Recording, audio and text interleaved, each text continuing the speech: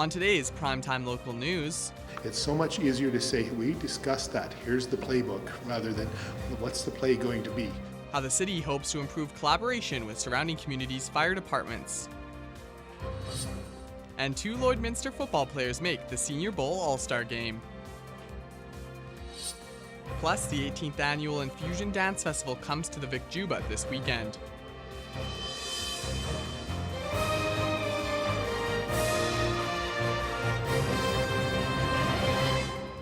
Prime Time Local News, serving the Lakeland and Midwest regions. Moving now to local news, the city is hoping a new grant will help improve collaboration with neighboring fire departments. The city has applied for a $15,000 grant from the Forest Resource Improvement Association of Alberta. The money would go towards Fire Smart interagency training with the County of Vermilion River. The training would focus on improving equipment compatibility and teamwork in the event of a grass fire. Anyone in the fire service knows that fighting a grass fire or a fire in the forest, it is a totally different beast from fighting a fire in a building. The city is applying for the grant on behalf of the County of Vermilion River, but discussions are ongoing to include Lloydminster's neighboring communities on the Saskatchewan side. This training course would give the ability to discuss those issues. How do we communicate with each other? Because some have different radio systems, and we've been trying to integrate with that to ensure that's going on. And just who would take over command? How would that happen? Because a grass fire can happen just as easily in the city as it is in the county or in our neighboring rural municipalities. If the grant is not accepted, the training project would not move forward. From grants to garbage, the city is encouraging locals to help clean up the community, and our Tate Craft spoke with the mayor to learn how you can help out. Joining me on this Casual Friday is Lloydminster Mayor Gerald Albers, and he's here for a quick conversation on the subject of Pitch-In Week, which will be kicking off on Sunday, May 1st. So, Mr. Mayor, what can you tell our viewers about this year's cleanup initiatives? For sure. The community cleanup that's scheduled for May 1st to 8th works in conjunction with Pitch-In Week, celebrating 55 years this year. As well, we have a hazardous toxic roundup that's being held on Saturday at the Lloydminster exhibition.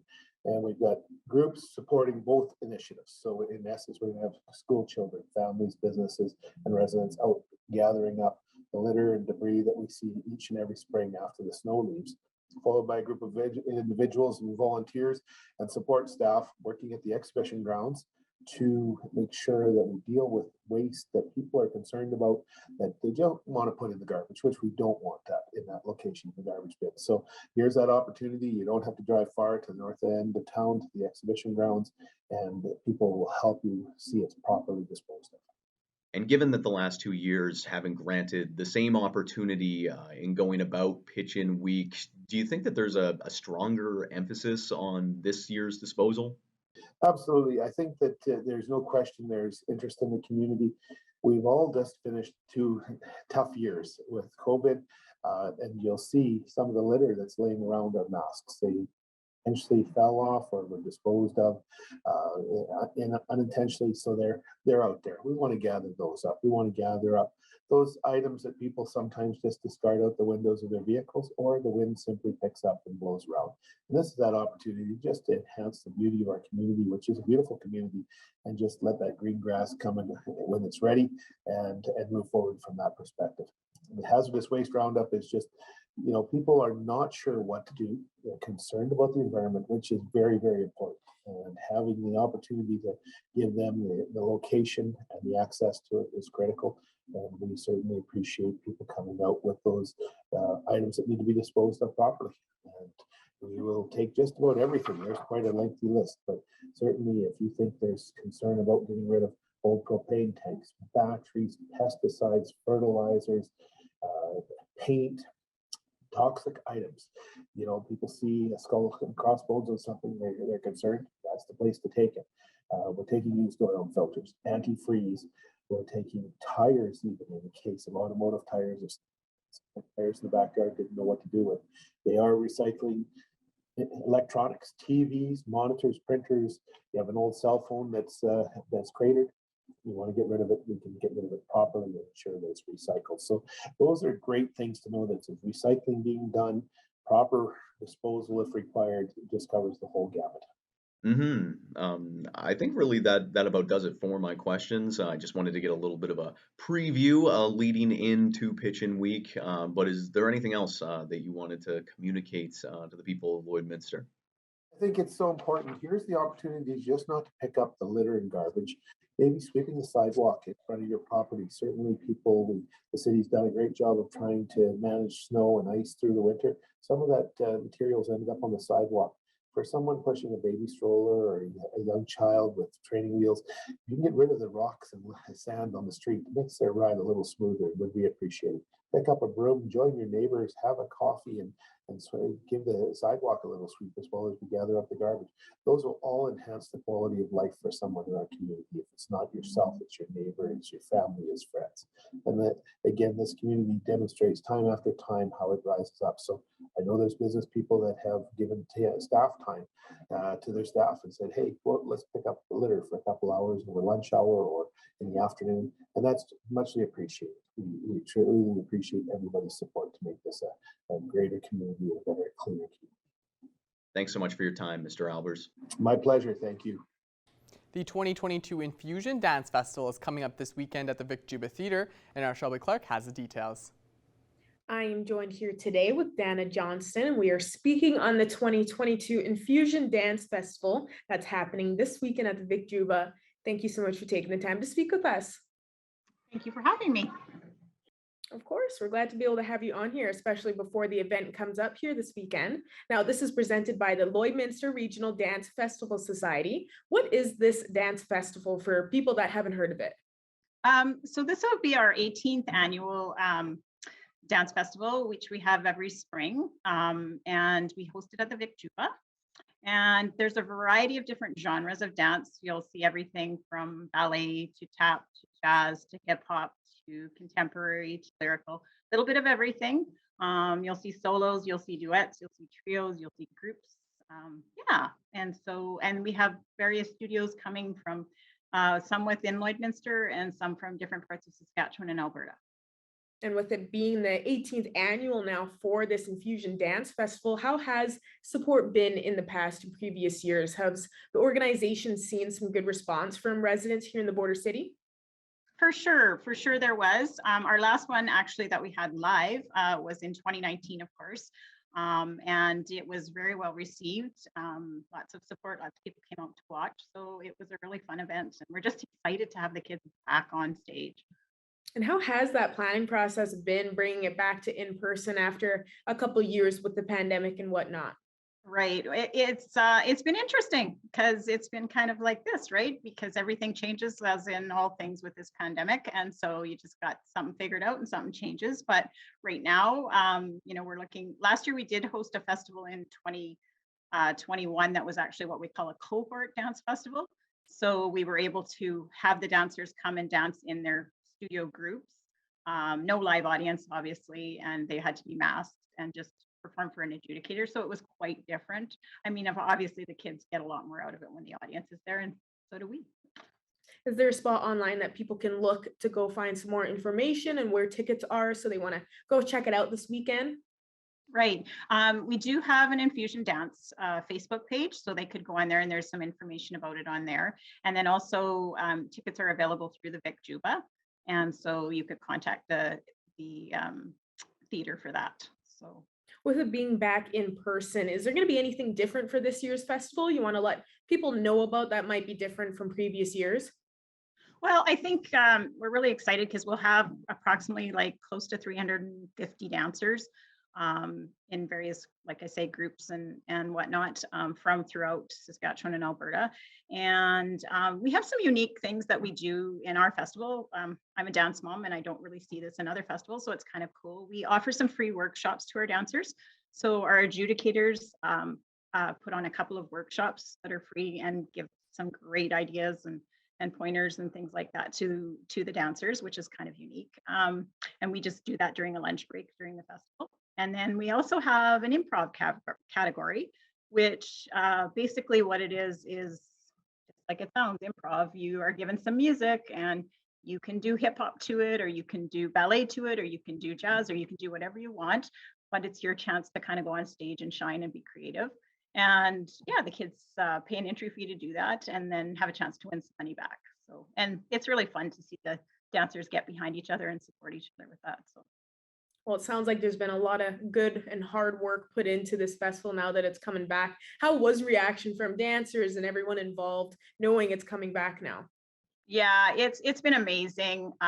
Like, you know, parents are excited, kids are excited. Like it's just been amazing. Like parents are in tears, kids are just smiling and beaming and just happy to be back, you know. So it's been great. Awesome, Dana. Well, thanks again so much for joining us today. And I'm glad it's able to come back and you're all are able to celebrate this weekend. So for everyone watching, make sure to go out and check the Infusion Facebook page and go support and get your tickets now. Well, thanks so much for having me, and we welcome anybody to come and join us and check it out. And now it's time to head over to Shelby Clark for our first look at your weather forecast.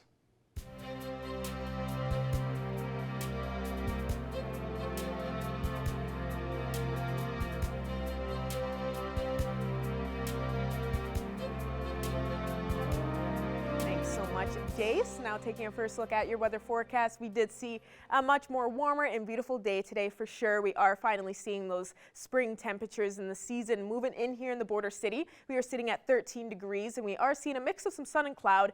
A little bit of cloudier skies came over throughout the day, but earlier on we did see a lot more sun, so I'm sure everybody got out there and enjoyed it as much as you can, and we will be warming up later on as well. Switching now to temperatures across the region for Alberta and Saskatchewan. On the Alberta side, we are seeing lots of 11 and 13 degrees on this side. We are kind of been seeing that usually throughout this week. Marwayne and Bonnyville are both sitting at 12 degrees, and up in Lac La Biche, they are seeing the coolest with that 9 mark. Now switching over to our Saskatchewan side here, they are seeing those double digits on their side as well. They are seeing slightly warmer compared to the Alberta side. Most spots are sitting at around 14 degrees over on here. Isle Cross is sitting at 12 up there, 13 over in Pearceland. It is 15 degrees in Meadow Lake as well as down in North Battleford, and Macklin is seeing the warmest, just hitting 16.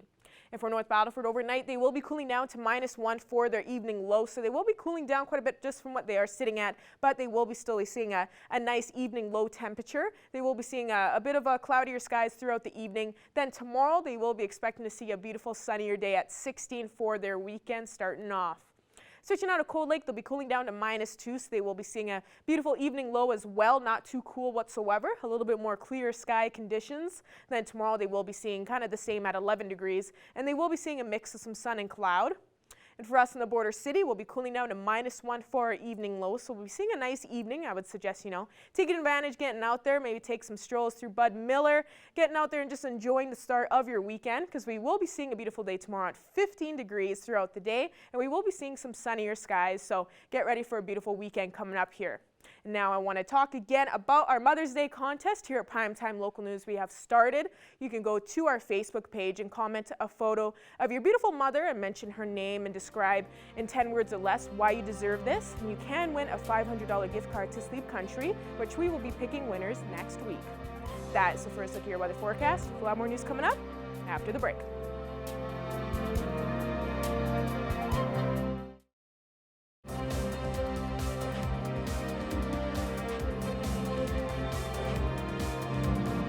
Welcome back. A grocery store could soon be coming to Saskatoon's downtown core. The city has been approached by a Vancouver-based developer with a proposal for a full-service grocery store at Midtown Plaza. CTV's Tyler Barrow explains what this could mean for the city and area residents. Midtown Plaza could be home to a full-service grocery store with a restaurant and takeout. Vancouver-based developer Arbutus Properties has submitted a proposal to the city to open a Pitchfork Market and kitchen. A new grocery store / restaurant in the downtown core, which is a very long time coming. So we're very excited about that. According to Downtown YXE, the store would help service roughly 3,500 people living downtown. Saskatoon is already home to one Pitchfork Market kitchen in the Meadows area. The Midtown Plaza location would take over a space initially developed for another business, but has remained vacant. The store would be twice the size of the Meadows location. We're kind of covering everybody's hot buttons in terms of things that they're looking for in one-stop shop.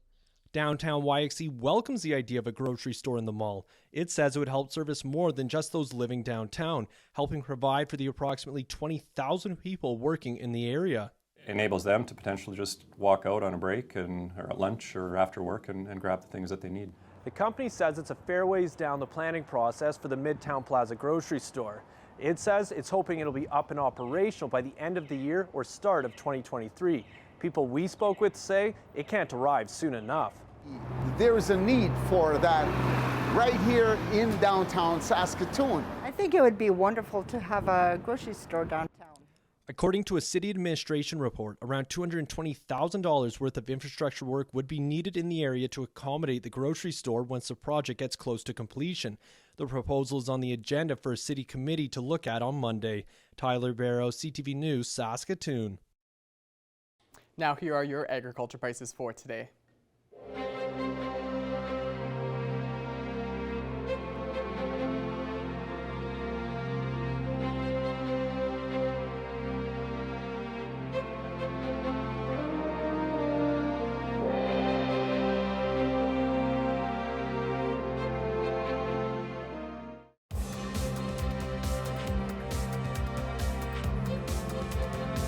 After a 2-year hiatus, Football Alberta will once again run their annual Senior Bowl High School All-Star Game. Since 1990, grade 12 players are split into a North and South All-Star teams. This year, 2 players from Lloydminster have made the 40-man roster. Evan Kenny caught up with their coach ahead of the tournament. I'm pleased to be joined now by Vince Oreo, the head coach of the Holy Rosary Raiders football team. Vince, thank you very much for taking this time and joining me. Now, in the next upcoming month or so, plenty of Football Alberta tournaments will be taking place. One of them being the Senior Bowl High School All-Star Game, where Northern Alberta will take on Southern Alberta. Now, Vince, 2 Holy Rosary players have made this game, Chaz Walker and Laren Thiessen. Just tell me a little bit about each player. Yeah, so Laren, grade 12, obviously Senior Bowl. He's in grade 12. He's defensive back. Yeah, he's a competitive kid, you know, and he had a really good camp. He's got an opportunity. Well, going into the camp, he didn't know what he was going to do for football post-secondary wise, and you know, he wanted to play, but nobody had really reached out to him. But he had a great camp, and he had both Edmonton junior teams all over him on the weekend, trying to recruit him to go to their camp next weekend. So I think he's decided on the Wildcats, so he's going to go to their spring camp next week, and hopefully that turns out into a successful junior career for him post high school.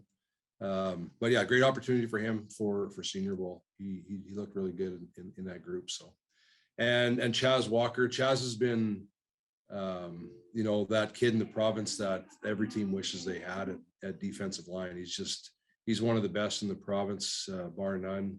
He's recently just signed a letter of intent with the University of Saskatchewan to play university football there. So, you know, he was by far the best defensive lineman at the camp. He had junior teams and the university teams wondering how they missed him, you know, and it really kind of brought to light how COVID, that 1 year where those kids missed that year, where they might have been on somebody's radar in grade 10 and they kind of got lost with no football activity in grade 11, and then, you know, with their grade 12, either they got missed or forgotten, or it became somebody else's opportunity, I guess, in this case with U of S. So Chaz looked real good. And Vince, looking at some of the past year's rosters, Lloydminster has always had a fantastic showing, and, you know, obviously good to see again a couple of players making this team.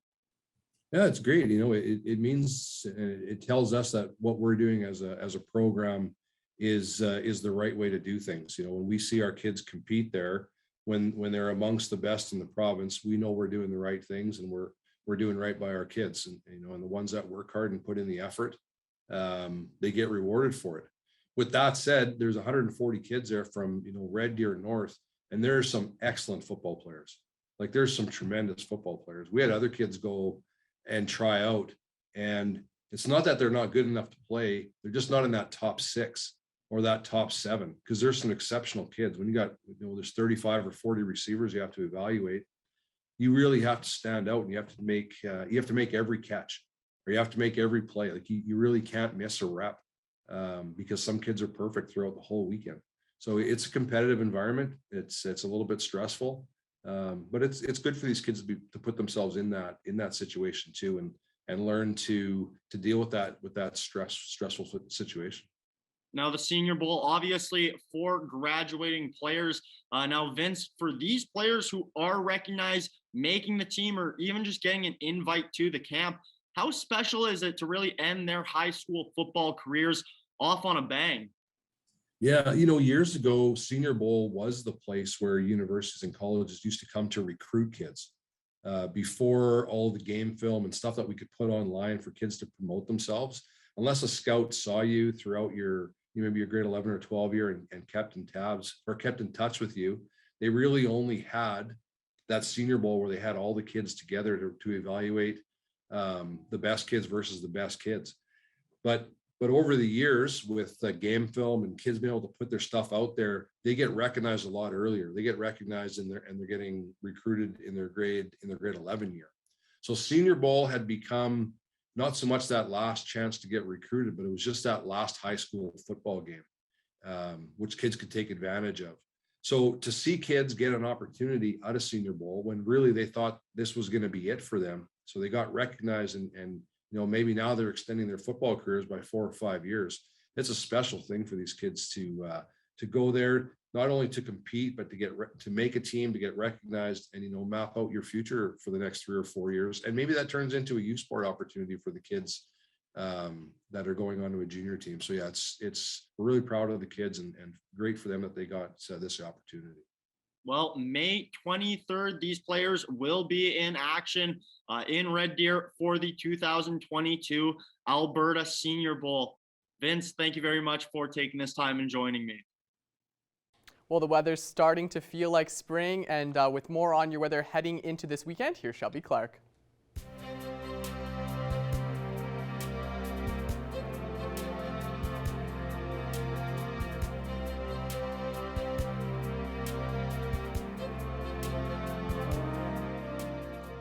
Thanks so much, Jace Mackey. Now taking another look at your weather forecast. We will be starting off with the central zone of our provinces here. And yes, we are seeing those spring temperatures. You are right, Jace. We are seeing some double-digit temperatures on the map here with 11 degrees in most spots on this side.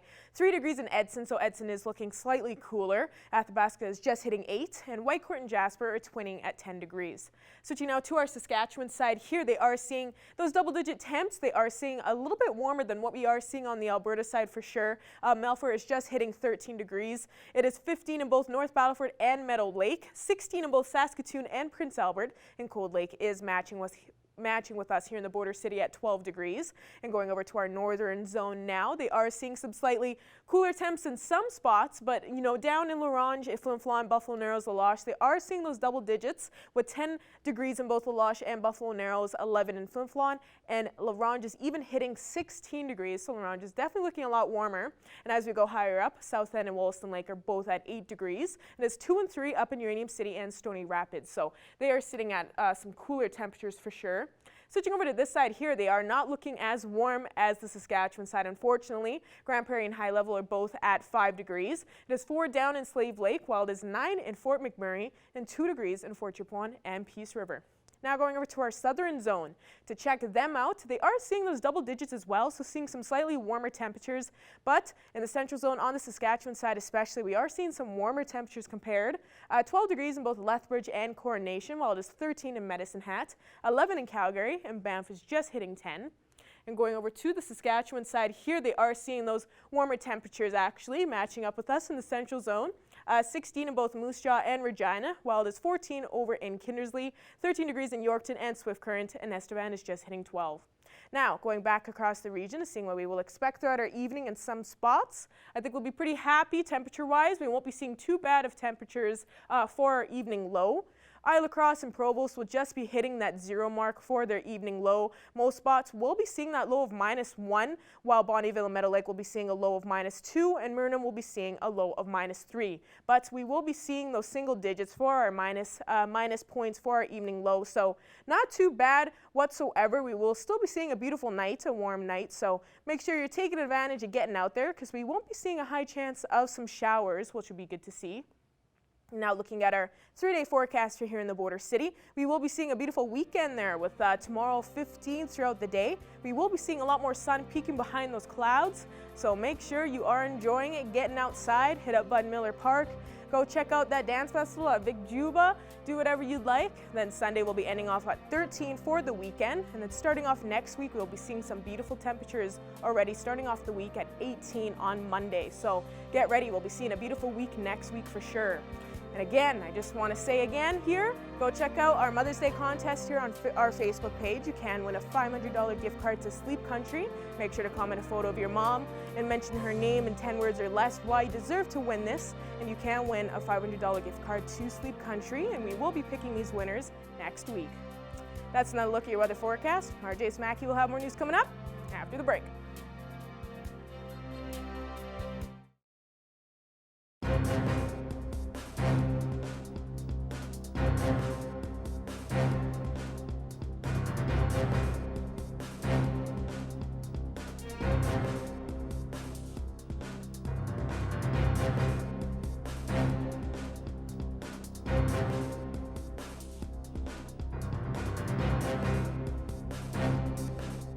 We are joined by a bona fide superstar today. He's a familiar face around here now. Leah Marlene, top 10 American Idol. Thank you so much. Thank you for having me. Leah, how excited are you at this point? Is it all just a blur? It definitely is a blur right now. And it's really honestly like, it's so hard to comprehend that I am in the top 10 of American Idol. Like, I still feel like we're a group of 24, but there's like 14 people that aren't here on the day to day. And so it's all going by so quickly. And I just can't believe I am here still. Like, it's amazing. I'm just so grateful to be here. Is it getting more difficult as the weeks go by? Are the song choices harder? I know the judges picked your songs last week that you had to choose from. Are things kind of ramping up each week? Yes, it is definitely getting more difficult just in the spaces between the shows. There's just always more and more and more and more to get done, and more filming to do, and more songs to choose. You know, we're always choosing at least like 3 or 4 songs in advance.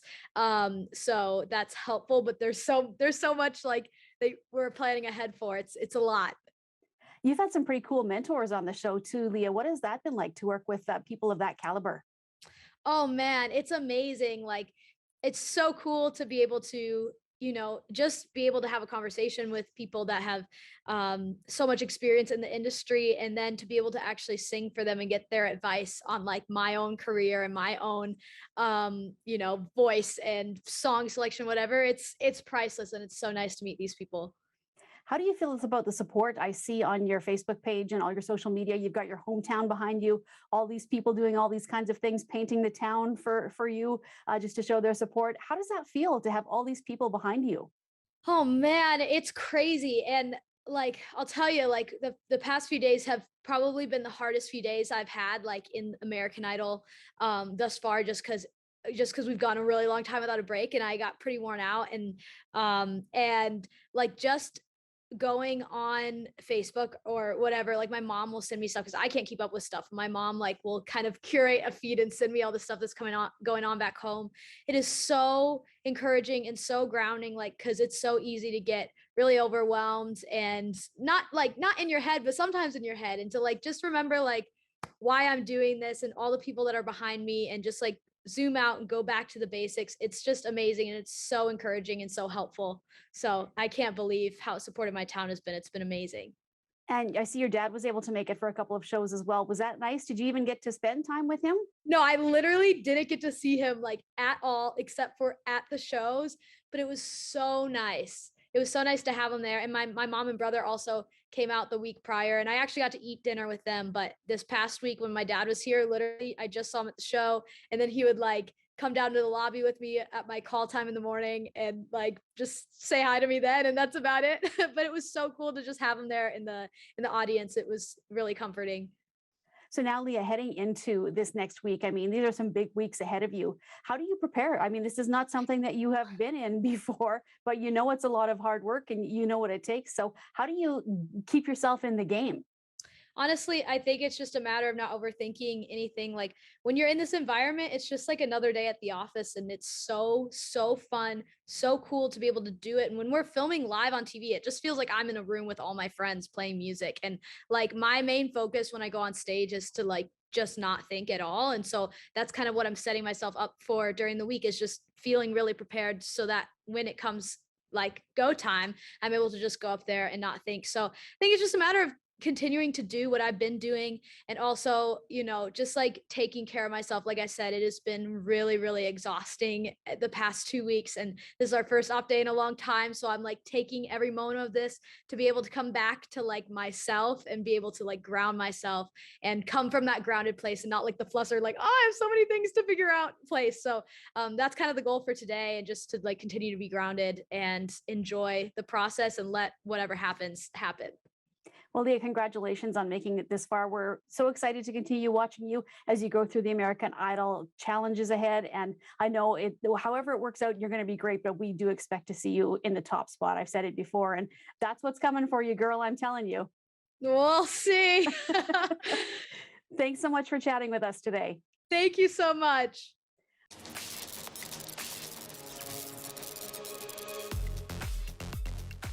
Coming up tomorrow night, you and your family can head out to the Tullabee Lake Communiplex. There's going to be a concert and a family dance. The doors will open at 6:30, and it's a great way to spend the evening together as a family. And speaking of dance, dance is going to be showcased this weekend on stage at the Vic Juba Community Theatre. The Infusion Dance Festival is here. You've got a chance to see so many fantastic performances throughout the weekend. But you know what? If you can't make it this weekend, Core Dynamics Pilates Dance, they're hosting their annual recital coming up on Thursday and Friday nights. You can check that out as well. For all the details and to get your tickets for those dance festivals here at the Vic Juba Community Theatre, go online, vicjubatheatre.ca.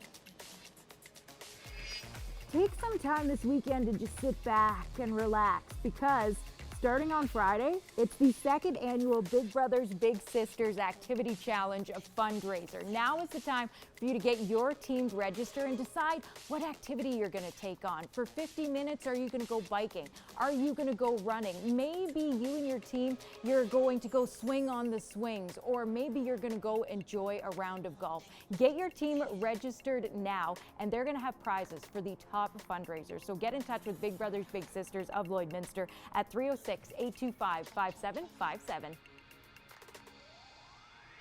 And coming up, you've got a couple of opportunities to experience Ukrainian culture. Coming up tomorrow night, the Vermilion Ukrainian Cultural Association is hosting their spring dinner and dance. And next Saturday, May 7th, it's Malonka in May. And this is being hosted by the Lloydminster Ukrainian Cultural Association. It will feature delicious food and a performance by the Malonka dancers. And there are still a few tickets available. You'll find more information on their Facebook page. Well, whatever you choose to do this weekend, we hope you stay safe and stay healthy.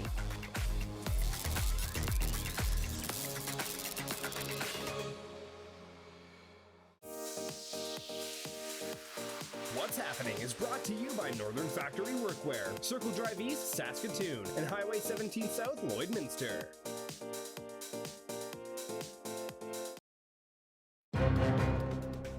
Furniture set and design supplied by Furniture Gallery and Furniture House, downtown Lloydminster. Okay, now we are back, and we are back with our entertainment panel this week. And for the first time ever, Abby is joining us here in studio. So thank you so much for taking the time to speak with us now back in studio, Abby. Of course, I'm very excited for this. It's a different dynamic than it is over Skype, so it's going to be interesting. I know, it's definitely going to be interesting. I'm really excited for this, a little bit nervous, a little bit being in person, but it's definitely going to be a great time, and we got some interesting topics on the go, I think, for today. Yes, definitely. Yeah, definitely after, especially CinemaCon with what was all announced. Both of our topics are based on that, so there definitely was a lot happening at CinemaCon, and the first one starting off that a lot of people are talking about, and it's going to be definitely a kind of a gorgeous movie, a lot of gorgeous stars in this one. Barbie, and it was announced at CinemaCon that Warner Bros. announced it and kind of had like a first kind of look at it with Margot Robbie sitting in like the dream car looking all nice and pretty. So that one's going to be interesting to see what that movie's all about. Yes, I'm very intrigued by it. I didn't really know that it was happening until CinemaCon announced it. They announced a bunch of other stuff that I'm super excited for as well. But yeah, they released some photos of Margot Robbie looking absolutely fabulous. She looks like Barbie, and I think she's the perfect casting for the role. You saw the photo and you're instantly like, yeah, that's Barbie. And yes, she's in the dream car. It's all decked out in pink. It's the perfect Barbie car. I think this movie is going to be very interesting. We don't have many details. We have some cast. The cast is also very interesting. Ryan Gosling, I think, obviously would be playing Ken. I think he's the perfect choice. The perfect Ken, for sure. Perfect. I get like those Notebook vibes off. So I think that's a perfect casting. Will Ferrell's going to be in it, which is very interesting. America Ferrera. Simu Liu is going to be in it. Kate McKinnon. So you got a very well-rounded cast, which I'm excited about. And most importantly, Greta Gerwig is directing, co-writing, and she's fantastic. So you really don't know what's going to happen. You know, she's an Oscar nominated director for her movie Lady Bird and Little Women, so she has that to back her up. I think she's fantastic. She goes out of kind of the norm with her films, so I'm very excited for it. And even Margot Robbie teased the role a little bit, saying it comes with a lot of baggage and a lot of nostalgic connections, which I'm super excited about because I grew up watching Barbie. I grew up with the dolls, so it's going to be out there. It's going to be completely different from expectations, which I'm super excited about. Yeah, just from seeing that first look and hearing about the announcement, it was already like excitement running through your veins, literally, especially hearing about all the actors that will be involved in it. Reading a little bit about Will Ferrell, kind of supposed to be playing like the CEO or an owner of a toy company, something like that. I'm pretty sure from what I was reading about. So it sounds interesting. I don't know if he's supposed to be kind of like a villain or whatnot, but Kate McKinnon, you know there's going to be some good comedy as well involved in it. And I agree with Margot Robbie being honestly the perfect Barbie. Like, just look at her, like literally just perfect, just a live action kind of Barbie. It's just the perfect role for her. And I think it's going to be exciting to see just like that comedy aspect. It made me think about Toy Story 3 a little bit with Barbie and Ken involved in that, with like the house and everything involved. So I was just like, I think it's going to be hilarious. And I think all the, like you said, the Barbie fans in the past playing with Barbies, you know, you got your brats and all that too. But just having a lot of those Barbie movies and everything you watched, it's going to be really cool to be able to have that now like live action.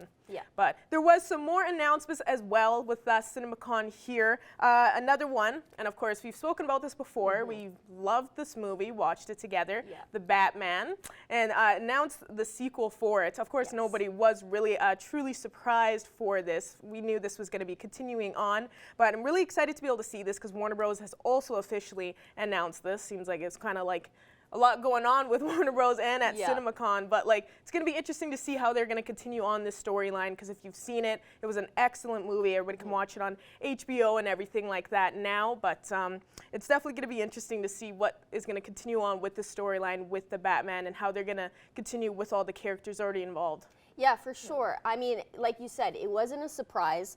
It's just nice to have that little bit of confirmation to it, so we know 1,000% that it's happening. Matt Reeves and Robert Pattinson are confirmed to be coming back, which is very exciting.